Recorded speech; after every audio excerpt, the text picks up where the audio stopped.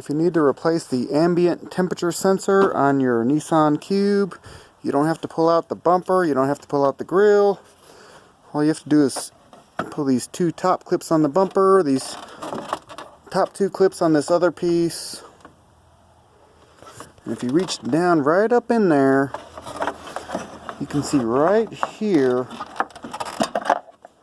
right there's your ambient temperature sensor, and it pops right out. It was zip tied up in there, but easy to remove that zip tie. You pull it, you can unclip that thing right out of there. You don't have to remove anything.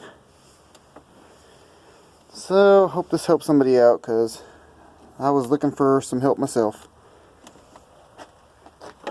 This is a Nissan 2010 Krom Cube, but I imagine they're all about the same. So, anyways, there you go. I thought my ambient temperature sensor was bad.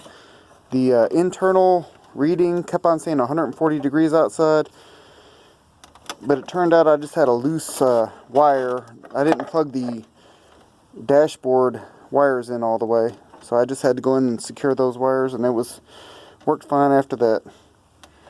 There you go. Super easy.